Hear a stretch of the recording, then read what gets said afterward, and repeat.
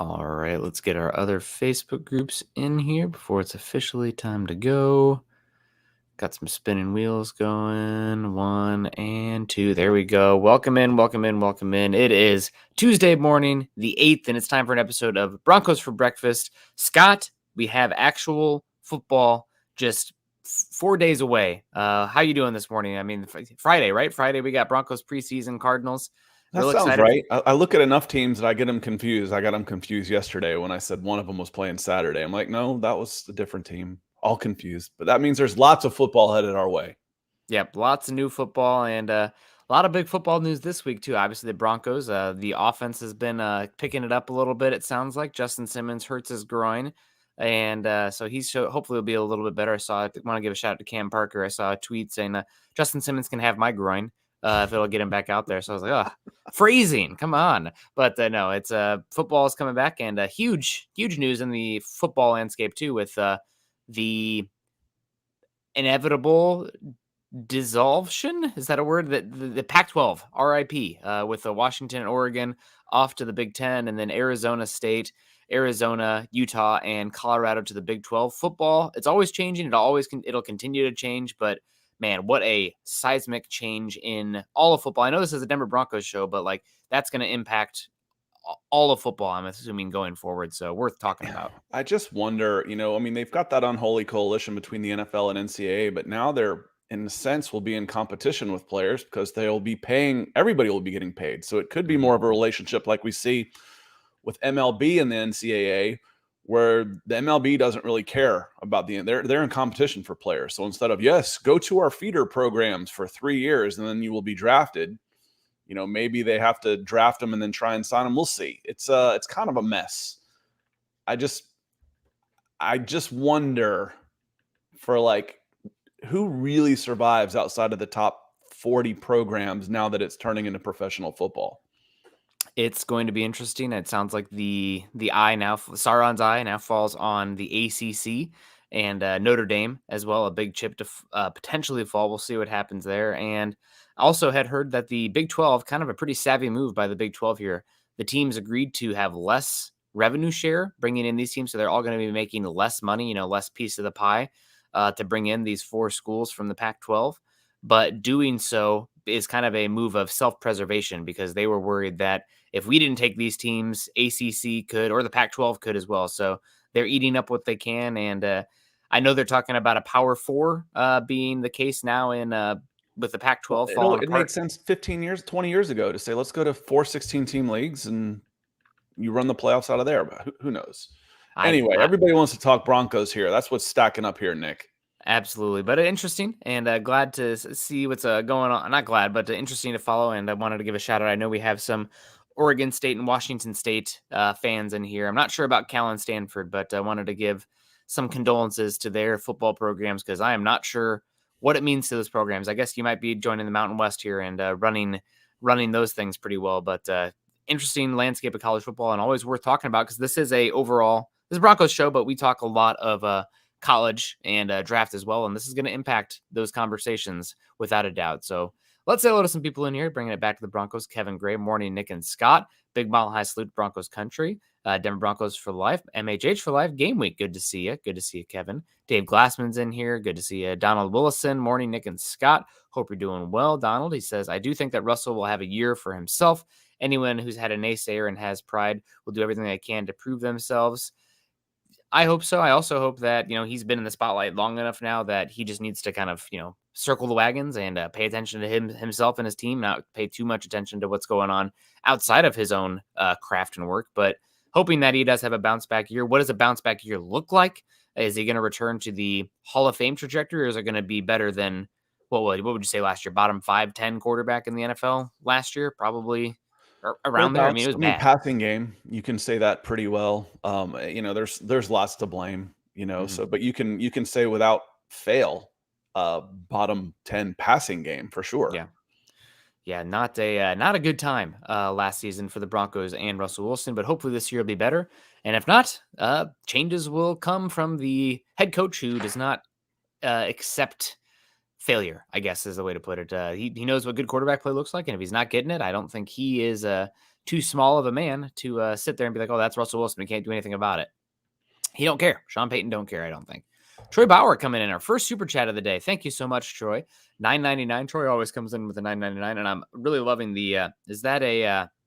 Oh God, what kind of dog is that in the picture? It's the big, huge white ones. Is it Pyrenees? Is that The Great the type? Pyrenees. My neighbor across the street has 3 of them. Wow, just you have lived with 3 clouds. 250, 180 pounds, I think, is the male. That's about 450 pounds of dog. They bought them their own car. Huh. They have a minivan with sliding doors and a low access floor just for the dogs. Man, people blame millennials for going all out for their dogs, but they need to talk to your neighbors. My God. And the funny thing is, that's the only car that gets in the garage. They don't want the minivan in the driveway. Understandable. Well, love Great Pyrenees, beautiful dogs, and shout out to you, Troy. Hope you're doing well. Says, hey guys, those predictions are bold. We'll get to those in a second. Pro Football Focus released 3 predictions for every AFC West team, and they are bold. It says, would obviously love for them to come true. Can you compare how Atlanta and Denver camps are run, what you prefer, and what you think are the most effective? Man, it's so hard to say because these are all professionals, right? And it's a lot easier especially from where Scott and I sit, in hindsight, what works and doesn't work. But again, I think it comes down more so to the individual players and talent more than anything else at the end of the day. But Atlanta, I think, is doing good stuff as well. I think the big difference is that Atlanta is trying to integrate a relatively young quarterback with still a relatively new head coach, where Denver has Russell Wilson, who's been around the block a few times, and Sean Payton, who, I mean, commands respect. I mean, he's one of 5, probably the most respected, most accolade coaches in the NFL. This year, I don't think there's much of a difference. It was last year with, for the most part, camps are camps. You're not trying to reinvent the wheel and do all of these type of things. Last year was completely different with Nathaniel Hackett. They didn't really do much. It's like, we're just going to do walkthroughs and we're going to have everybody ready for the games, healthy and ready for the games. How did that work out? Not so well. But both teams, I think you're going to see similar identities in Atlanta and Denver, and that both want to be physical, both want to run the ball, both want to stop the run, both want to get after the quarterback. So I don't see a whole lot of difference. And where it will become, which is going to be most effective, that's going to come down to game day. As far as the camps go, I think both teams will be similarly prepared. Then it's going to come down to game day decisions and personnel. Yep. At the end of the day, I mean, Scott, I think you and I disagree somewhat on this, to at least the extent. But in the NFL, it's a players' league, and I think players make up 90% of the impact on the game, and 10% is a lot for coaching staff and other stuff. But it's a players' league. If you don't have the right players, then you're gonna have a hard time. I mean, Bill Belichick hasn't made the playoffs since Tom Brady walked out the door, and he's considered the greatest coach of all time.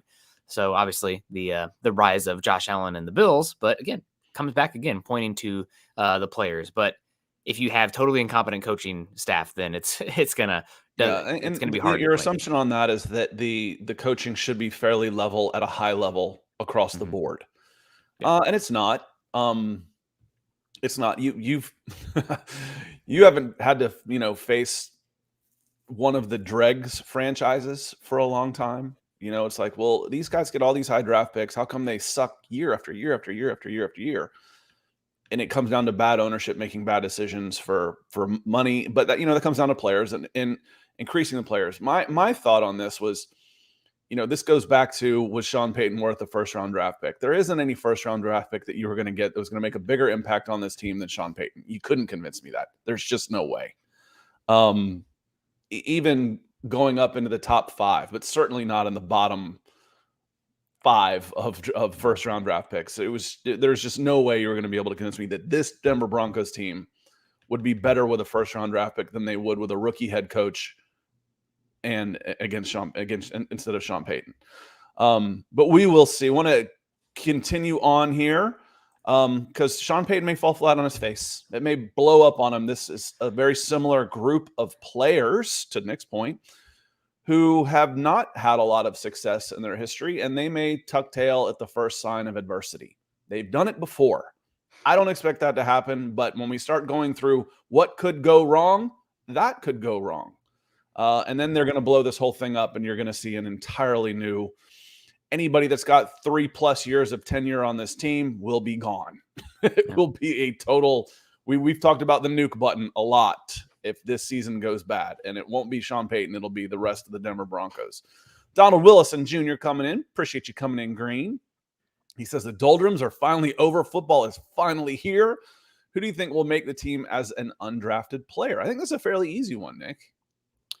Right now, the name who really stands out to me as an undrafted player who's been making some headway is PJ Mustipher on the defensive line. It sounds like he's been really impressing in the camps, and you might have a situation coming up here where you can save a solid bit of coin going younger, keeping PJ Mustipher kind of that nose tackle one technique spot, and moving on from Mike Purcell, who has not been available in camp so far. Your best ability is availability, and Purcell was solid last season for the Broncos. But if you can go younger and cheaper at the position and save some money, and somebody who have more years of cost control, that's something you can consider. So I wanted to give a shout out to PJ Mustipher. I know we've been talking a lot about the defensive line, and he's one who has had a few splash plays here and there. I think it's probably more likely ends up practice squad, but he's somebody that I have highlighted, circled in pen, that keeping an eye on for splash plays and no lowlights in preseason. I think the one that we've been talking about probably the most common name I've heard, and because you didn't say him, it made me think, wait a minute, he was undrafted, right? I had to doubt myself, was Jaleel McLaughlin, running back who has a really good chance to be the running back 3 on this team, maybe 2, depending on how slow they go with Javonte Williams. Again, if we didn't know anything about Javonte Williams, we wouldn't be talking about Javonte Williams right now because everything seems fine. So let's keep going that direction. That would be great. It's just still beyond our realm of belief that he could be out there week 1. It's still, until I see it, I'm going to be like, we keep hearing it. We keep seeing it. He's saying it. He's out there. He's doing it. It really is miraculous. Yeah. It's a miracle. The odds that you're defining, you say, I'm not saying like God-given miracle, but I'm talking about if you hit the lottery, it's a miracle. His percentage of chances of coming back from these injuries in less than 1 year is astronomically small. And if he can do it, it's a freaking miracle. Highly, and that's good. I'm here for it. Yeah. Because right now it looks like that's happening. I'm curious to see what his workload will be like in this first preseason game. And that's something that, I want to see that. I'm sure he as well, that first hit, that first tackle, what does it look like? How does he respond to that? Hopefully it's all good. But that's like a lot of times players come back from injury and they want to get that first time, getting that wind knocked out of them and, feeling like, okay, we're back in the groove. Not so scary. This is more normal. I've done this before. If he so much as gets a carry this weekend, he's playing week 1. Yeah, and I think he will get a carry, but I think it's probably going to be one series kind of work from him. But Because even one, just to go out there and get hit, because we still have another month. He's got another month of recovery time before week 1 even comes around. Yeah, I mean, what a difference between get out there, see how it feels. The only way you're really going to know is to get out there and take some hits, as opposed to, starters, you sit out over here. We'll save you for week 1, and then we'll look completely discombobulated for week 1. Yeah. Appreciate you, Donald. Yeah, appreciate you, Donald. $5 coming in there. Wanted to also give a shout out to the other guy who might make this team as a undrafted free agent in this cycle. Taylor Grimes has been getting a little bit of run now that the wide receiver room has opened up. Wide receiver from Incarnate Word did pretty well there with Cam Ward there at Incarnate Word 2 years ago. So keep an eye out for him as well. From what I have gathered, it sounds like Brendan Johnson actually has really taken the Tim Patrick mantle since the injury happened there. But you're also without KJ Hamler. So I think Taylor Grimes is another name to keep an eye on in the preseason process because we're all interested in these undrafted free agents. One more, I would think he's a lock to at least make the practice squad, is edge Thomas Incombe from Central Michigan. And it wouldn't totally surprise me to see him get some game action somewhere during the 17 games. But Thomas Incombe, edge, Central Michigan, I think he makes the 69, 53 plus the 16 on your practice squad. I think he's there. But the thing is, everybody always forgets this. You have to waive those guys for them to sign to the practice squad. Oh, he's a practice squad addition. Well, to get to the practice squad, you have to cut them first. You can't just assign them to the practice squad. So I would be keeping an eye on Thomas Incoom if I was an edge-needy team. And like, okay, what are the Broncos going to do with this guy? Because we'll put a claim in for him. So, but I think Thomas Incoom is a candidate to be a player as well. Yeah, it's always interesting because we talk about the undrafted or the practice squad guys and waving like, oh my god, if we wave that guy, somebody will poach him. And then last year was like only like No, 3 or 4 guys. Yeah, there's maybe 24 players that change teams. Maybe. Yeah, It's like one per team, maybe. Out of the 16 that you're allowed to sign, the 15 that you will sign will come from this current group of 90. Yep. And then one might be somebody that you wasn't on any roster. Yep. It's always odd with that, but it's always like, oh, not pearl clutching, but like, oh my god, if we wave this guy, there's no chance we bring him back. But then every year, it's like almost every single guy that's waived can be brought back. I would be keeping an eye on as an NFL general manager, as I would be keeping an eye on Thomas Incoom. Yeah. Yes, without a doubt. I'm keeping an eye on Stuart Sanchez coming in $4.99 saying, hi, hello to you, Stuart. Hope you're doing well. Happy Tuesday to you, 8/8/23. And if you got any questions for us, hit us up. Let us know. Hope you're doing well. And we appreciate you coming in and supporting the show. If you guys want to be like Stuart, hit the super chat, hit the super super follows. And we really do appreciate that, Stuart. So appreciate you coming in. Michael Ronquillo, shout out to you, says, good morning, Nick and Scott on Broncos for breakfast. Go Broncos and buck 'em. Michael, sorry to hear about your mother's dog. I believe it was Sassy was the name. 16 years. So he said 16 dog years. So I'm curious if it was only 2 years. Okay, I read 16. Versus, that's about right for a smaller dog. That's a long time. Yeah. So I guess you'll have to let us know, Michael. But either way, that's really sad. So I read 16 dog years, which I think 8 years is 1 human year for dog years. But hope you're doing well. Harold Jean comes in, says, what date does Sean Payton have to release the depth chart, even though it's in pencil? I'm assuming we'll see a depth chart here this week. If not, then we can kind of read the tea leaves for who gets snaps and whatnot in the preseason game. That said, those are unofficial. Even on the official site, those are unofficial. So, Harold, the answer to your question is he doesn't. What date does Sean Payton have to release the depth chart? He doesn't. He doesn't ever have to release the depth chart. The writers for DenverBroncos.com will put one in pencil and put it on the official site. But those are unofficial. Like you said, even if it's in pencil, it's actually unofficial. There is no official depth chart. They're not required to do that. When I read this question, though, I looked it up, and it's Tuesday, August 29th is the cut down day. That's the next official day where you have to do something, 90 to 53. I don't think there's a ramp down period this year, Nick. I think it's you go 90 to 53 now, because it was 90 to 85 to 80 to 53. Now I think it's you're making 37 cuts, and they may do some of that in order anyway and pare it down sooner, but it's going to be a busy day. 37 cuts. Yeah, without a doubt. It'll be interesting to follow, but I'm looking forward to kind of putting a lot of these guys in my own mental order from watching the game tape. Gatorade Gaming coming in saying, hey, Scott, are Falcons really going to make Cordell Patterson a camp casualty? Surely they can find room for such a versatile player. Let me see here. I put this on Atlanta Falcons fans on All Falcons. It says, hard to argue which of these predictions is more outlandish. And the headline for the article was Falcons projected to make ridiculous roster cut. No, it's not happening this year. There wouldn't be a cap casualty. They'd save like $1 million for Cordell Patterson. Cordell Patterson is not going anywhere for the Atlanta Falcons this year. Next year, maybe, he's 33, last year of a contract, maybe next year, but not this year. No way. No freaking way. Yeah, no ways. We got Darius Simmons coming in, $4.99, saying it's been forever since I caught you alive. Well, good to have you here, Darius. Hope you're doing well. Excited for the game Friday and even more excited to attend the meet and greet, Broncos country. Yeah, excited for the meet and greet as well. We'll be out there. Was it week 7, the Broncos Packers game? Maybe it's week 8 or 9. Either way, it's Broncos Packers on October 22nd. That's the part I know. So it's the Packers game.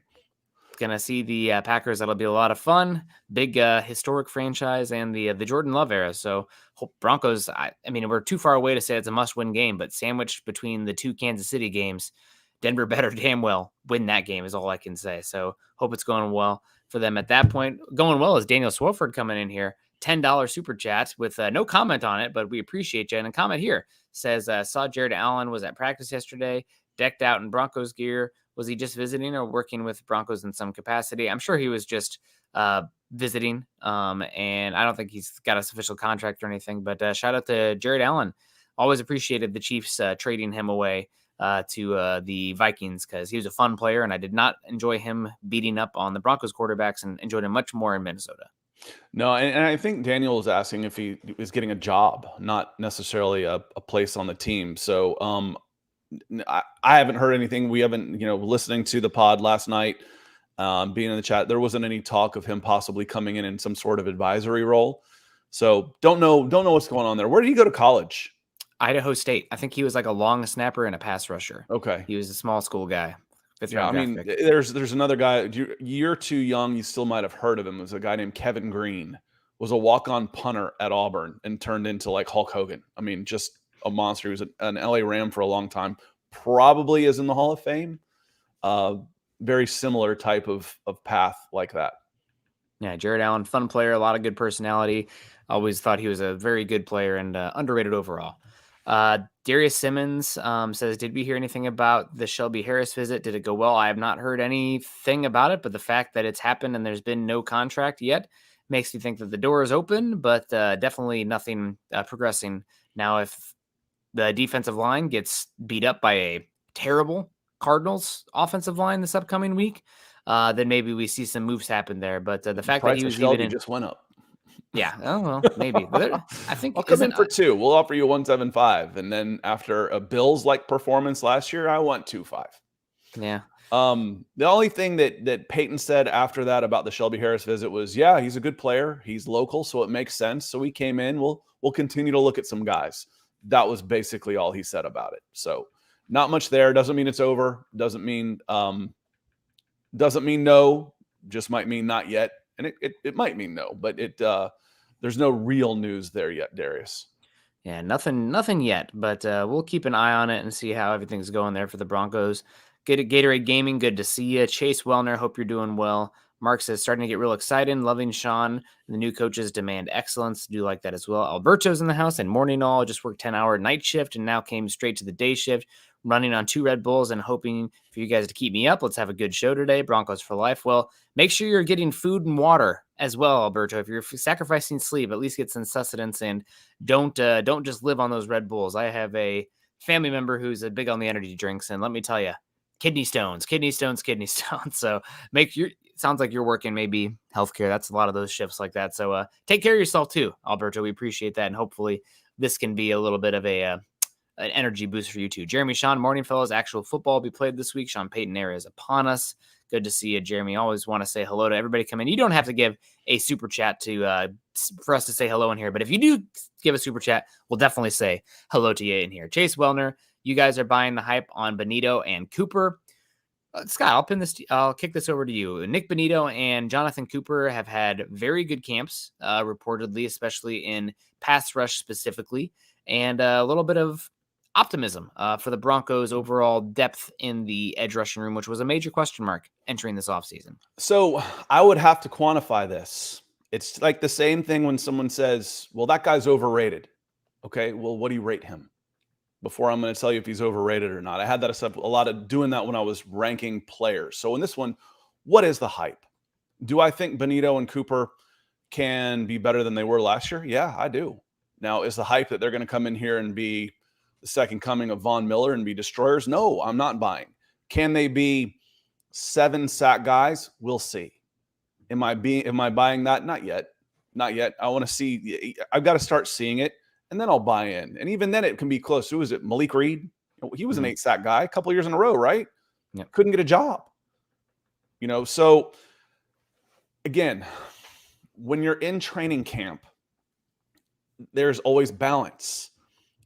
It's the same team. This is a Denver Bronco, and this is a Denver Bronco. If this guy is succeeding, it means this guy over here is failing. Is this guy succeeding because this guy is struggling or what? You don't know. You don't know for sure. Now, I can get an idea. Hey, looks like he's put on some weight and is still moving really well. Okay, that's fine.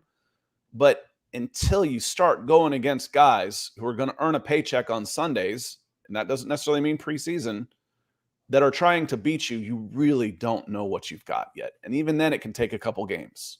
So am I buying the hype? I don't know what I'm buying yet. So no. Am I encouraged from what I hear and I'm willing to say, okay, this could be good? Yeah, of course. Of course.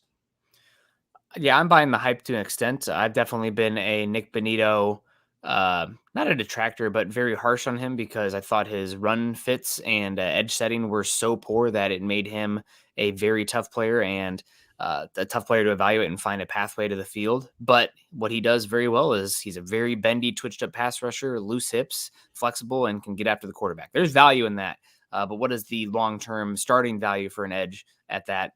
I don't know. But it sounds like he's been unleashed to a certain extent in this in camp, at least so far, getting after guys, especially some of those like Mike McGlinchey. He's been eating up McGlinchey, who's had some issues in his career against more finesse, twitched up, bendy edge rushers. So with his 6'9" frame, kind of makes sense. The guys that can get under his pads.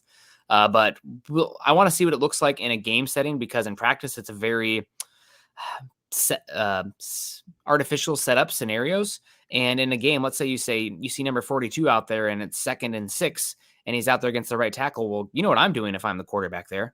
I'm audible into a run play right at him. Right. In practice settings, that's not really happening so much. So I'm curious to see what it looks like when you're playing actual football, not these artificially set up scenarios and objectives that you're working on in a practice setting. So curious to see what that looks like. Either way, though, I'm expecting steps forward from Benito and Cooper.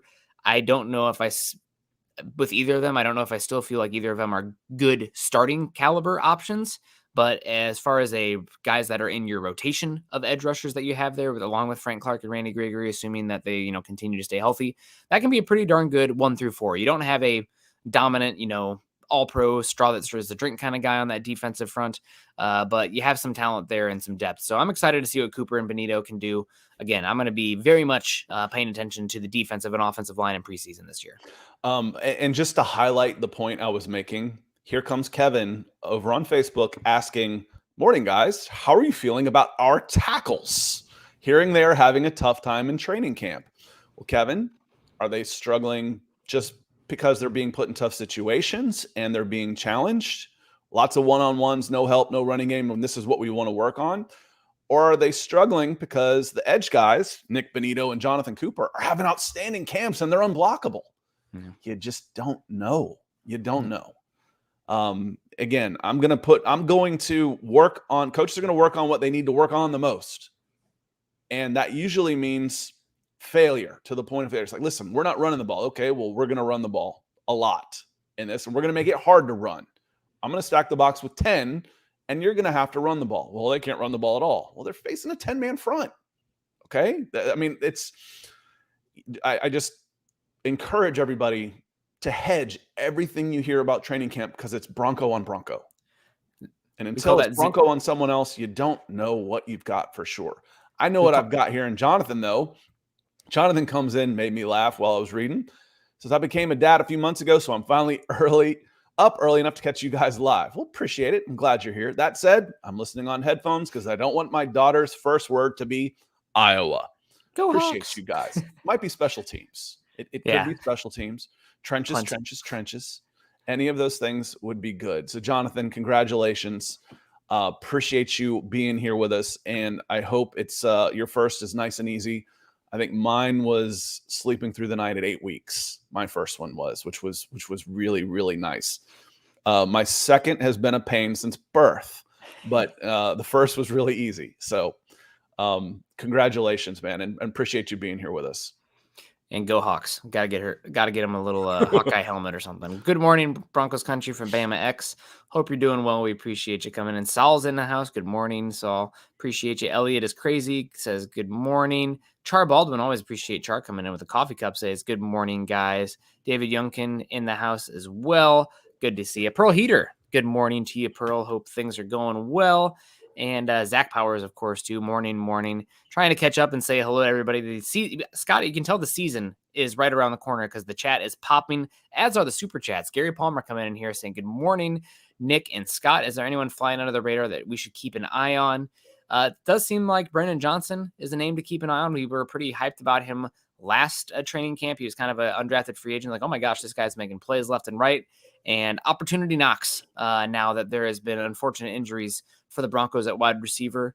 So Brennan Johnson, I think, is somewhat flying under the radar. I'm not expecting him to outperform, outsnap Cortland Sutton and Jerry Jeudy, but Brandon Johnson versus Marvin Mims. I think the snap count discussion, I'm obviously leaning Marvin Mims on that one, but I think there's a snap count discussion where maybe Johnson actually is closer there than we'd thought originally. We'll see. And that's the only way to find out, Nick, is through the snap counts when it matters who's getting the targets, et cetera, et cetera. Because you think trading up for a second round, nothing but good things. Brendan Johnson had this camp last year and was never seen from again. That Marvin Mims is still going to be the guy come Sundays. Is it possible that Lloyd Cushenberry is flying under the radar right now?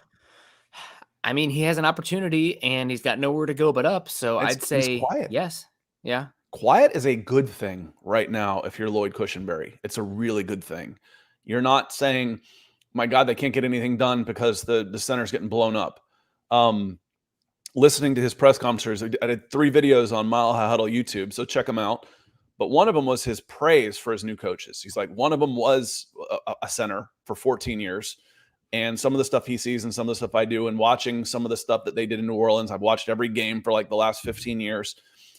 He doesn't exude confidence, but he's still speaking confidently. Mm-hmm. A quiet camp for Lloyd Cushenberry to let him slide under the radar is a good thing. It's a good thing for the Denver. I mean, we're rooting for him, of course. Yeah. I've been as tough on him as anybody out here. Tough, but I believe fair. I want the guy to succeed. Man, I don't root against people, most people. I'm not rooting against him. So it's been a pretty quiet camp for Lloyd Cushenberry. He came to mind when you asked this question, Gary.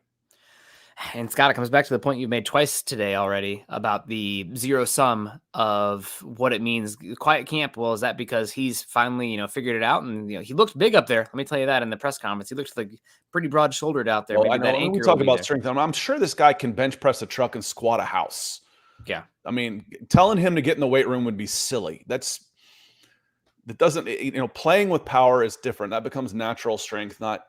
It's just different. The way the length of your bones makes a difference in core power and all that type of thing. There's some things you're not going to be able to do.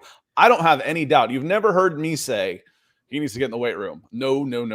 I'm not saying that because I bet he probably squats 500 pounds. Easy. Yeah. The squatting's big out there for the and the hankling, right? For those NFL players, the explosiveness and the core, not so much the beauty muscles with the bench press and whatnot and the curls. But it will be curious to see what happens with Cushenberry this year again, though. Comes back to, you mentioned it a few times. I just wanted to add the additional, dialogue of zero sum. Training camp is zero sum because, as you mentioned, if one of your players has succeeded, that means one of your players is probably losing those matchups. So curious to see what it looks like for Lloyd Cushenberry against it's too bad that we're playing the Cardinals first. I guess maybe not, because it'd be fun to win. Although if the Broncos look like butt against them, then we'll be hitting the panic button in a preseason game. They've got something to prove too, Yeah. So the Cardinals are going to come out stronger than, let's say, I hate to say it, but the Chiefs might. The Chiefs might have all 2s and 3s out there. The Cardinals will be coming out there and trying to win jobs, go out there and giving it their best. So they don't sleep on the Cardinals for preseason, for goodness sakes. Yeah, for preseason, I'm sleeping on them a little bit this season. I think that's a Caleb Williams. Yeah, that's not sleeping. We're about ready to put them down. Yeah, God, I've seen some of the videos coming out of training camp there, but it looks pretty pretty poor. But theme of the day, our main topic of the day, is PFF put out an article listing bold predictions, and my God, Scott, were these predictions extremely bold from PFF. You guys can check it out. And their number one bold prediction for the Denver Broncos this year was the Broncos make the AFC Championship game. They write in the article, last season was a disaster for Denver. The Russell Wilson trade is in danger of being one of the single worst roster moves in NFL history, and the head coach presiding over the debacle was fired before the season concluded. His replacement, Sean Payton, already cost the Broncos a first-round pick to hire and has been confident enough in his own analysis to publicly blowtorch Nathaniel Hackett. That made me laugh. Yeah, Payton was an incredible track. Blowtorch Nathaniel Hackett. What about the That's funny. code, Scott? Nice line, Sam. Yeah, that's a good one. Peyton has had an incredible track record of success and an elite win rate without Drew Brees as his quarterback. If he pieces Wilson back together again, the Broncos still have a roster capable of making major noise, even in a loaded AFC.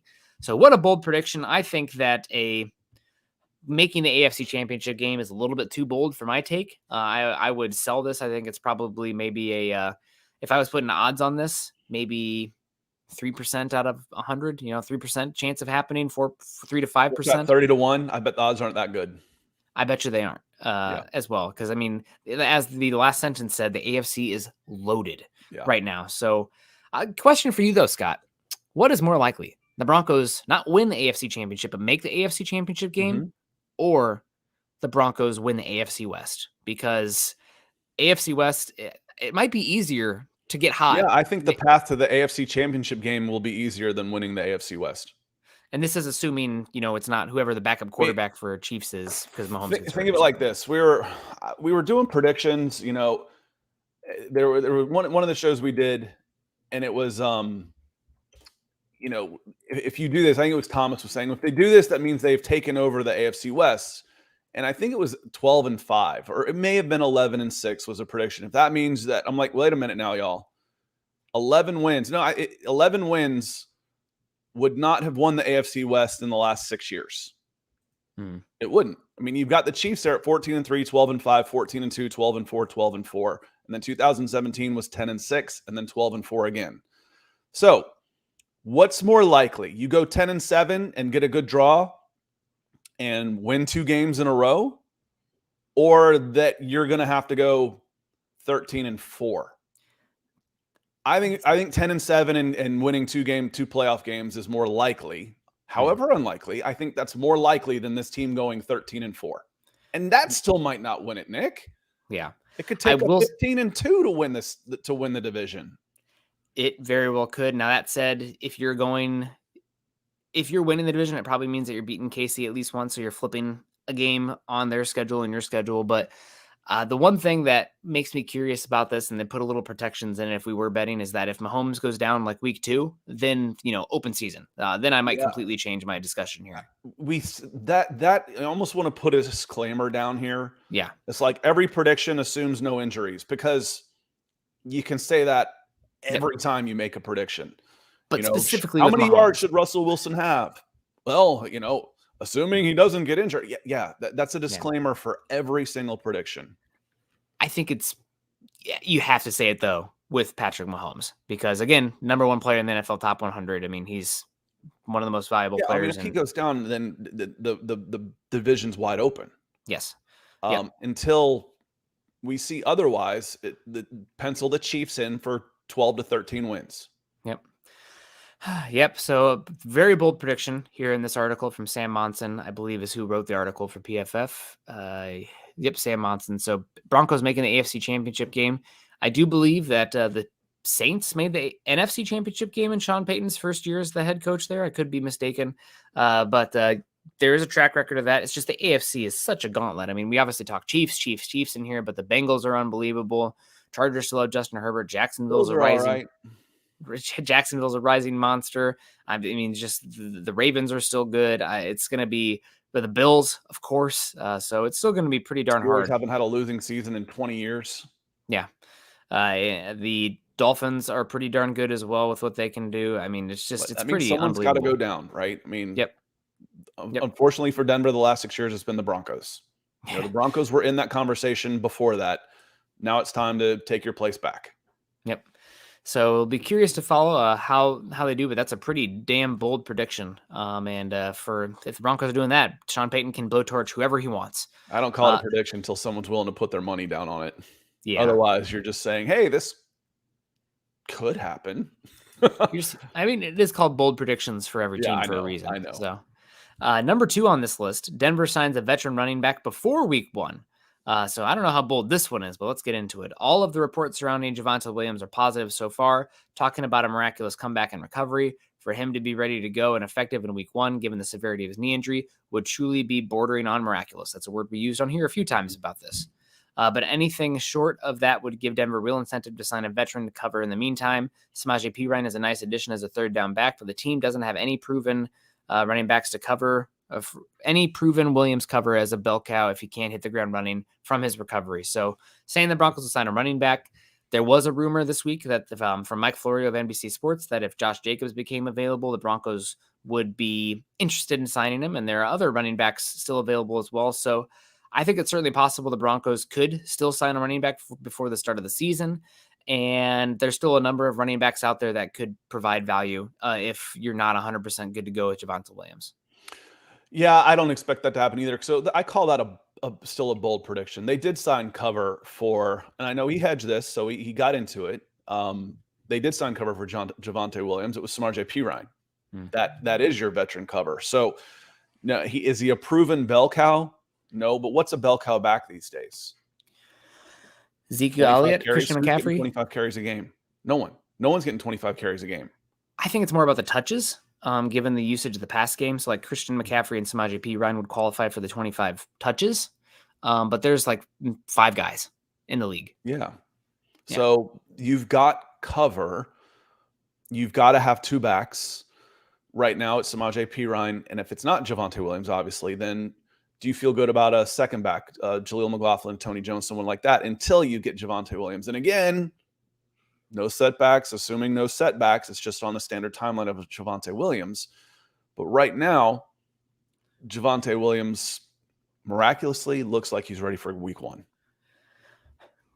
I do not expect them to sign a running back. I do not. I think they're going to make a decision on that because the running back market has been slow played. So far, I did see that Kareem Hunt is visiting the Saints. So that's one that's still out there. Unless I missed something while I was out in the wilderness, but Dalvin Cook and Ezekiel Elliott are still out there as well. So there's still running back options out there as well. I think the Broncos are going to want to gather as much data as possible from these preseason games and then see not only how Williams is performing physically, but also mentally, what he's looking at, because he is a physical runner. And if he's out there looking timid in actual physical contact, well, maybe he's not quite ready yet. Maybe we do need to sign somebody. So there's there's still options out there. There's no reason to rush it to a signing. And I don't think when I hear veteran, will you bring guys in? Could they sign another one? Scott said they wouldn't sign another one. Like, no. I mean, like one of the names, like you're talking about, Nick, Ezekiel Elliott, Kareem Hunt, Dalvin Cook, Josh Jacobs, if he's waived. And we're talking Lamar Jackson territory here of things that aren't going to happen. That I don't expect them to bring in a name guy that's $3+ million. Could they make a Latavius Murray type move? Absolutely. Absolutely, that could happen. And I expect that to happen through the course of a year. Yeah. But before week 1, no, I don't expect them to get on board with one of these named guys. I do not. And that's why I agree that I do consider that a bold prediction. I am still I need to see it from Williams in the game setting before I'm fully closing the door on that, just because I'm having a really hard time comprehending that he's going to be back after that injury. It doesn't make any sense. There's no precedent. It is unprecedented. It truly is unbelievable. It is unbelievable. I will have to see it to believe it. Yeah. Yep. That's part of the, what do we say, Scott? We're both Missourians at heart.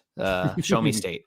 Char Baldwin coming in, as you guys says, do you guys think the NFL will flex the game? Week 5 game. So Jets Broncos being flexed to Sunday Night Football, I believe is what they could do. I don't think they will. I think they can only flex 2 games from weeks like 5 to 13 or there's some arbitrary time range. And if week 5 was kind of a not marquee matchup, then we'd see that. But it's 49ers versus Cowboys. I think they're going to keep that one in their pocket there and keep the Jets Broncos at the second afternoon time slot and have a chance to flex later on in the year. But if it was like, Jags versus Colts, maybe we'd see a flex out there, although Jags are an interesting team this year, but it's not. When we say flex, does that mean switch to an 8:20 game on Sunday? Yes. Right now, the schedule is Dallas Cowboys, San Francisco 49ers. I can't see them getting rid of that one. You're not flexing the Cowboys. It just and the 49ers. Yeah. No matter what their record, if they're 0-4, the Cowboys are still the biggest rating straw in the NFL. Yep. So it's too bad that it falls on that bed. Yep. So I mean, it'll be a great, interesting matchup, no doubt. Broncos Jets, but that will not be a night game because 49ers are very interesting, big fan base as well. And then, of course, the Cowboys on TV always getting a lot of love and eyeballs. We have Kevin Grace. I don't think the Raiders would nix trade to us for Jacobs. The report from Mike Florio is that they would rescind the franchise tag, and then Which Jacobs is the would same become as waiving him. Yes. Although waive, you go for the wires. I think rescinding to be a Right. true free agent. Right. So, Kevin, when we're making this discussion, it means he's available, not trade. Yes. So if they pull his tag, because he is a free agent technically. I mean, he's like a restricted free agent right now. He's not under contract with, I'll call him Oakland until I die. I swear to God, I will. Vegas. And he's not under contract with the Raiders right now because he hasn't signed it. So if they rescind the offer, then he would be cut. So it's really not about a trade. Yep. Probably not going to happen. But if he does hit the market, the two teams linked to him are the Broncos and the Chiefs. And it would be unfortunate the Chiefs signed him, but very much a win now. And we have Richie Rich saying, Nick, I disagree. The Jets are going to be really well, and the Broncos are doing well. Could see it happening. Jets, Broncos is a lot of hype. The thing is, they only have a limited amount of games that they can flex as well, and they already have the Cowboys, 49ers in their pockets. They're not moving the Cowboys. They're just not, Richie. It's just not going to happen. Yeah. We'll come back to this one if it does and say, see, I told you so. But the Cowboys have been the ratings darling for TV networks for 30 years. Yeah. They don't who is it just in here? Keith says the Cowboys have never been flexed. Yeah, they're not going to be taken out of. If you've got the Cowboys 49ers, you're not moving them out of it. It's just not. I mean, the Cowboys fans flex themselves over their VHS tapes from the 90s all the time. But other than that, I just can't see it happening. I mean, I guess if like the Cowboys are 0-4 and the 49ers are 1-3 and it just looks like a dud of a matchup, and the Broncos and Jets, even then it's questionable. Because it's the freaking Cowboys. Yep. I mean, the Cowboys. When was the last time the Cowboys were actually relevant? That year that they went into Lambeau and lost on the Dez catch when they were like, I think it was Dak's rookie year. They were pretty relevant that season. They won like that 2008. I don't even know how long ago was that. That'd have been like it had to have been 10 years ago, at least. I think it was about 10 years ago. I think it was like 2012. I was working at NFL Network calling Oklahoma State about Dez Bryant. That's how long ago it was. That was 07, 08. I think that I was 15 years when he was coming out of Oklahoma State. Yeah, it was Dak Prescott's rookie season, which would have been about 20. It would have been right after Peyton Manning, so about 2014 to 2015, 16, I believe, because Dak hasn't been on that new contract that long. The point is, he's 16 was his rookie contract. So, yeah, because it was the Paxton Lynch draft. I wanted them to draft Dak and Chris Jones, and they ended up taking Adam Gotsis and Paxton Lynch instead. The point is, they still get the primetime games. They still get the national. When we talk about, I look at, I forgot the name of the site, but they show who's got the national game. You know, you get your local game, and then the rest of the country gets. I've told you all before, growing up in Atlanta with the Falcons, the Raiders and the Cowboys were on every week, every single week. Isaiah says the Dez catch was Romo. I believe that. I thought it was farther back than that. Yeah. Well, maybe it was 2014, 2015 then. So we are approaching a decade, but I digress. A lot of Cowboys talking here. I just can't see them flexing the Broncos week 5. Last bold prediction, though, before we start to wrapping it up in the last 10 minutes of the show today. Jeremy, we are approaching an hour here, so God bless you. Number 3, pretty shocking one here for me. Marvin Mims leads the team in receiving. So the article goes on, Jerry Jeudy is one of the best route running separators in the NFL, but his biggest strength is the middle of the field, the area Russell Wilson has struggled to connect with the most. Cortland Sutton has been solid when healthy, but has not rediscovered his play from 2019 or threatened to exceed that. Mims excelled in virtually every measure in college and has a skill set that could remind Wilson of Tyler Lockett in Seattle.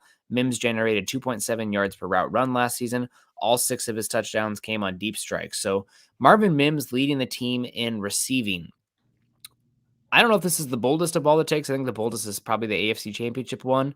But I think that Mims leading the team in receiving to me means yards and or receptions. They didn't specify what specific stat, but given that he is a big play guy, I'm looking more efficiency, explosiveness versus the high output of the receptions. Also, one thing I'll disagree with that Monson writes here is that Jerry Jeudy does his best work over the middle of the field. I think it seems like that when you're looking at the surface, but given Judy's struggles with physicality, I think giving him a little bit more space and playing the boundary is, I think, where he's going to end up playing more this season for the Broncos, not over the middle of the field. And we kind of saw him unlocked on the boundary last year after he moved from slot to the X when the team moved him there the last 4 weeks of the season. Here's how bold a prediction it is. Run through who are your leading receivers for this team. I mean, Jeudy? Are you saying that year by year? Number 1. Jeudy, I'd say 1. I'd say Sutton 2. Number 2, probably Sutton. Number 3 and 4 might be a running back. I was going to say number 3. I'm leaning Javonte Williams. Maybe not yards, but in terms of receptions. And then probably I'd get to Mims. Number 3 and 4, I think, might be running back and or tight end. So I'm thinking 5 at best for Marvin Mims as far as leading receivers for this team. So for him to go to 5 to 1 would be a leap. It would be a leap. So I'm curious to see what he looks like. I mean, obviously he's now that KJ Hamler has been medically waived, could be back, but we'll see what happens with KJ Hamler.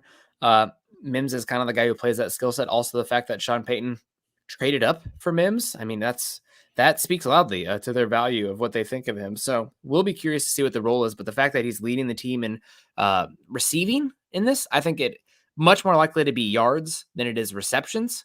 But I still think that's I don't think that's super likely given what we know about Sean Payton and what we know about rookie wide receivers that aren't lottery picks. How many yards does a leading receiver have this year? That's, another prediction. So I think 1,100 is fair, but we've also said that you could pass for 4,000 yards plus and not have a 1,000-yard receiver this year. Yeah. If Jerry Jeudy doesn't break 1,000 yards this year, it'll be disappointing. Yep. Yeah. I'd probably put it at about 1,050, like right at that number, just barely, but that's probably way to put the leading receiver number at, just because I think it's going to be a lot of rushing. I'm thinking Jeudy should go 1,150 this year. I hope so. 8 touchdowns. Jerry Jeudy, 1,150, 8 touchdowns, leads the team in both categories. That would be great. I'm curious to see what the red zone offense looks like, given what we know about Jerry Jeudy and struggles and physicality in his game to date. Maybe the red zone and the compressed spaces make it a little bit hard, but will be interesting to see what that looks like overall. Maybe Dulcich is the guy in the red zone. I don't know. Maybe maybe it's going to be Riley Dixon. I don't know if you saw the report yesterday talking about him doing some throwing stuff out there, given his arm talent. He was a pretty good trick play punt quarterback in Syracuse as well. So maybe we'll see some fun stuff. Before we wrap up the show, I did want to talk a little bit about Sean Payton's press conference yesterday. Let me pull up the interview here, or the key points from, I think James Palmer had a tweet on it. But pretty much the Broncos are going to have to run a pretty tight ship versus the Cardinals this week. And here's what James Palmer has to say. Sean Payton doesn't want to see what Sean Payton doesn't want to see during the Broncos' first preseason game Friday after the starters are pulled. 1, he wants to see nobody with their uniforms off after you're done playing, so everybody's still in solidarity, not hitting the locker rooms early and changing. 2, no sunglasses. 3, no Gilligan hats, so the bucket hats. And 4, no interviews during the game. It's old school, obviously, Sean Payton, what he wants from the teams, what he demands from them. I'm going to be very curious to see how number 4 can even happen, because I think the networks have, if we learned anything from college football this week, it's that the networks own everything. It's all about the money and the TV at the end of the day. And that's true for the NFL as well. So the no interviews during the games, I don't know how they're going to be able to do that, because the interviews, I think the networks have mandated interview slots in these preseason including games. Going into halftime. I mean, 99% of those going into halftime. What do you think, coach? What do you got to do? Blah, blah, blah, blah, blah, blah, blah. We got to give it better. We got to get better, better, better, and better, and better. Okay, thanks, coach. See you later. Just a complete waste of time. Nick Saban is actually one of the few people that are good at those. But that's one of those mandated times too. So yeah, they may have contractually, and what do? You pay a fine. So that's what happens. And who's going to pay that fine with the Denver Broncos? You're going to have to pay a $10,000 fine to not, if this player doesn't have an interview. Okay, fine. Bill me. I'm curious if they can get around that by having legends on the sideline, or, other coaches and stuff, have the interview. Oh, here's Terrell Davis on the sideline for this preseason game or something. I don't know, but I feel like I'm pretty sure NFL, you worked there. I think there's contractually obligated interview slots. Gotten pulled, so be it. I mean, whatever. If I'm standing there, and that was the point, is I don't want people in bucket hats and sunglasses. I want them still being invested in the game. Well, your quarterback, and this is probably the least person he wants out there giving interviews, is Russell Wilson. Just, we want you all business. But the quarterback getting in the interview of a fourth quarter that hasn't played since the first while the defense is on the field, so what? Yeah. Speaking of obligations, one of the most famous quotes of all time in this, Keith Brugman coming in, reminding us of beast mode. I'm just here so I don't get fined. Gotta love beast mode, even though he broke our hearts in 2013. But that was a decade ago. I think we can forgive and forget on that one. You're At not least, Irish. definitely not. I'm German, so I live on forgiving and forgetting on that one. But the American first. But appreciate everybody coming in today. Hopefully everybody is having a good week. We talked about PFF's bold predictions. They said the Broncos, really bold predictions, making the AFC Championship game, signing a running back, as well as Marvin Mims leading the team, and talked a lot about camp and just different things we've heard. We'll be back again tomorrow morning as well, and I'll be here tonight with Carl to talk a little bit more Broncos. And we got Michael coming in with a second super chat saying, great show today, Nick and Scott on Broncos for breakfast. Go Broncos and Buckham. We appreciate you double dipping today, Michael. Hope you're doing well. And Scott, any final thoughts before we wrapping on up today? Talked a lot. No, just some shout outs. The super chats and stars were killing it today. Troy, thank you. Yeah. Donald Willison, Stuart Sanchez, Michael several times. Darius, Daniel Swafford, Jonathan coming in. Hope we are able to help your daughter keep sleeping. And Gary Palmer. Thank you all very much. It's always appreciated keeping the lights on and keeping my forehead nice and shiny. Yeah, we do appreciate you, all you coming in here. Hopefully everybody's having a good Tuesday. We'll see you again tonight. Make sure you're following Scott and I on Twitter. Scott is at Scott Kennedy. I'm at Nick Kendell MHH. Also follow us at BFB_pod, as well as at Mile High Huddle. If you haven't done so yet, join our Facebook communities, facebook.com/Mile High Huddle and facebook.com/Mile High Huddle pod. And as the ticker says here underneath, if you're joining us on YouTube today, please subscribe to Mile High Huddle, like the show today with Scott and I, and share it on your social media platforms. We always do appreciate that. We will see you guys, like I said, again tonight on Building the Broncos with Carl and myself. But until then, you guys have a great rest of your Tuesday. Continue to choose kindness and compassion. Go Broncos.